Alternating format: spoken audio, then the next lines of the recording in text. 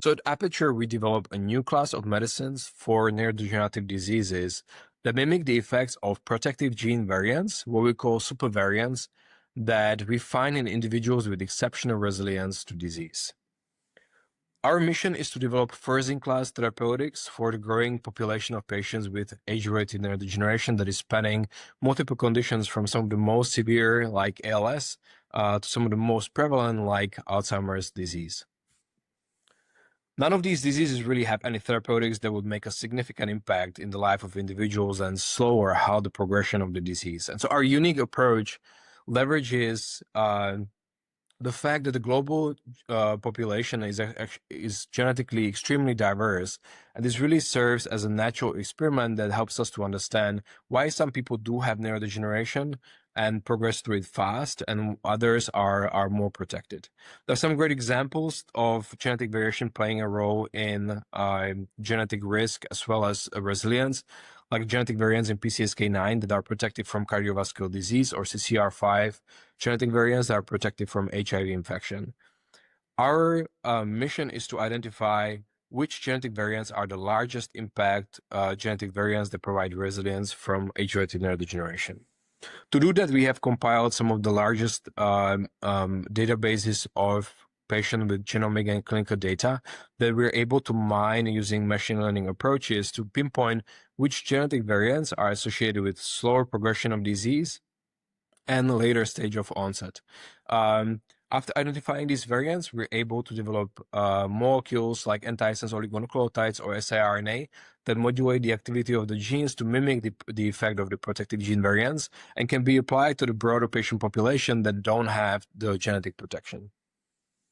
Now, we're very excited to combine a large amount of data generated by nonprofits and academics to generate one of the largest databases of genomic and clinical data for ALS that helped us to identify more than 12 variants in different genes that seem to be protective from ALS. One of them is in a gene called CD33 that has shown where partial loss of function has shown a delayed disease onset and more than doubling of survival of patients with ALS. Now, we're very excited to see this because if anybody was able to develop a drug mimicking the effect of this genetic variant, they would have the best drug that ever existed for ALS, giving the patients with the disease multiple years of additional survival at least.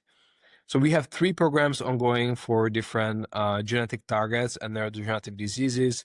The one for CD33 is the most advanced. We have recently announced a development candidate that is now entering IND-enabling studies, and we're raising 10 to 15 million in additional capital to progress 2 of those programs towards clinical trials at the end of 2027. Our second program is in discovery stage. As I mentioned, most of these therapeutics are antisense oligonucleotides or siRNA.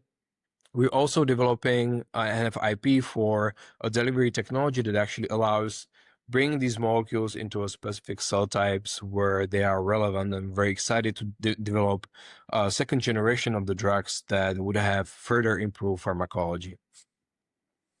And so our first indication that we plan to enter is ALS. This is a high unmet need condition that represents a very significant market of more than 10 billion globally, and more than half of that would be expected to be in the US.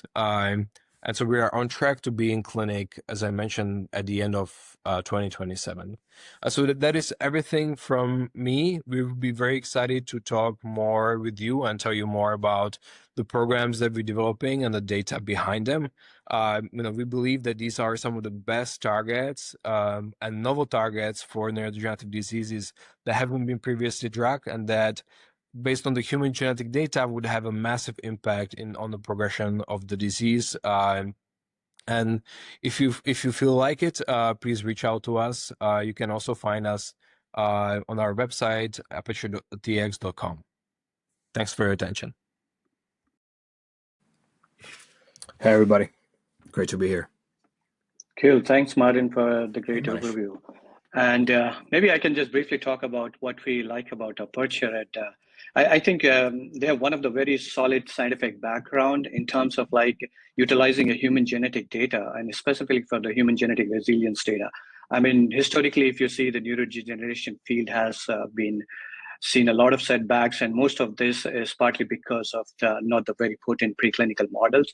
So, guiding the approach, which is based on the human genetic data, I think is the best logical and rational approach. And congratulations, Martin, for nominating your DC candidate. Very exciting there.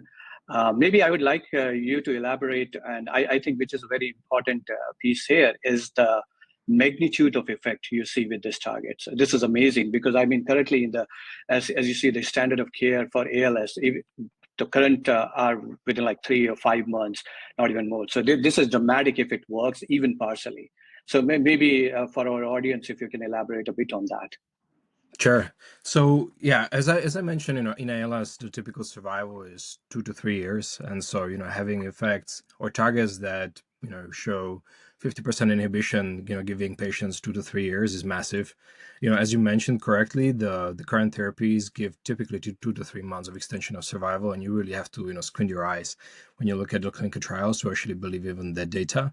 To some it actually might be disappointing, right? That we're not curing the disease, and 2 to 3 years might actually not seem as much.